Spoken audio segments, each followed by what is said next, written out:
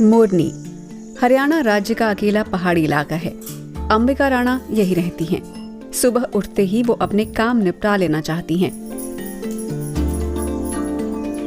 उसके बाद वो अपना कॉस्मेटिक स्टोर खोलने निकल जाती हैं। वहीं गांव का ड्रोन सेंटर भी है। समूचे इलाके में ड्रोन चलाने के लिए सिर्फ अंबिका ही अकेली अधिकृत महिला हैं।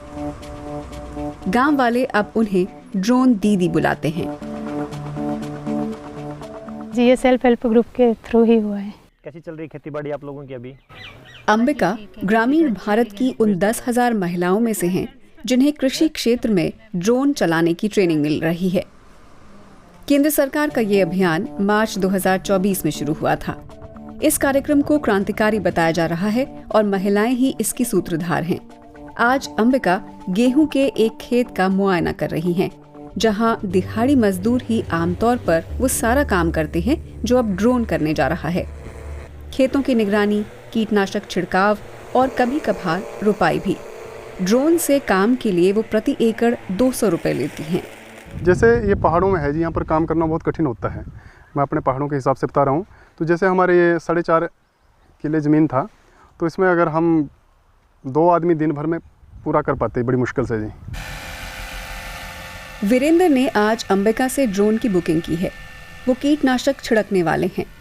ड्रोन से काम की योजना अभी शुरुआती चरण में है, इसलिए जिस किसी को इसे आजमाने में दिलचस्पी है उसे ये सेवा मुहैया करवाई जा रही है। और 4.5 किले हैं हमारे यहाँ पर गेहूँ के। कितना टाइम लगेगा?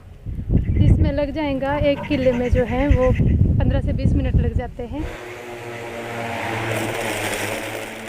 जैसे अगर हमने इससे 4.5 किले हैं जी हमारे, हमने ड्रोन से डलवाया तो उसमें 20 मिनट लगे 1 किले में। तो बीचों का 80 मिनट लगे हैं जी। कहने का मतलब यह है कि 1.25 घंटे के आसपास लगा जी। वो 1.25 घंटा अगर हम इसमें अपने खुद करते, आदमी के हिसाब से करते, तो पूरा दिन लगता है जी हमारा। ये समझ लो कि हमारे 5-6 घंटे इसी में खो जाते हैं जी हमारे। फिलहाल ट्रेनिंग, फर्टिलाइजर और ड्रोनों की लागत को देश की सबसे बड़ी खाद निर्माता कंपनियों में से एक वहन कर रही है, लेकिन हर कोई इस ड्रोन क्रांति से खुश नहीं। उनमें पंजाब यूनिवर्सिटी के प्रोफेसर विनोद कुमार चौधरी भी शामिल हैं। वो मानते हैं कि प्रोग्राम से इलाके में खेतों और लोगों के लिए हानिकारक रसायनों पर निर्भरता बढ़ेगी। लेकिन ज़्यादा इस्तेमाल इसका यूरिया छिड़कने में और हर्बिसाइड, पेस्टिसाइड और फंगिसाइड छिड़कने के लिए होगा, जो सेहत के लिए बेहद खतरनाक है। पहले किसान अगर टंकी से या ट्रैक्टर से इस्तेमाल कर रहा था तो वो पौधों के नीचे की तरफ छिड़काव कर रहा था। अभी ड्रोन टेक्नोलॉजी से पूरे का पूरा सरफेस एरिया कवर होगा और कीड़े हमेशा पत्तों के नीचे छिपे रहते हैं, तो उनके मरने की संभावनाएं कम होंगी और केमिकल का इस्तेमाल बढ़ता रहेगा। तो जब हम केमिकल का इस्तेमाल करते हैं तो लगभग 90-95% जो कीड़े हैं वो मरते नहीं हैं, और जो ही केमिकल गिरता है वो अपनी पॉपुलेशन बढ़ा लेते हैं। डॉक्टर चौधरी के मुताबिक रासायनिक खाद और कीटनाशकों पर जरूरत से ज्यादा निर्भरता किसानों के हितों के खिलाफ ही काम करेगी, जबकि खाद उत्पादकों का मुनाफा बढ़ेगा। स्लोली ये खर्चा जो है एग्रीकल्चर में बढ़ता जाएगा। इसमें किसानों के लिए बहुत अच्छा होने की संभावना नहीं है, कंपनियों को इसका फ़ायदा ज़रूर होगा। अच्छा होता कि ड्रोन को एक बेटर ऑर्गेनिक फसलों का जो छिड़काव करने के लिए इस्तेमाल किया जाता। जैविक खाद से पर्यावरण और स्वास्थ्य पर कम असर होगा, लेकिन कुछ और सवाल भी हैं। ऐसी खाद का खर्चा कौन उठाएगा? क्या सभी किसानों के लिए ये पर्याप्त हो पाएगी?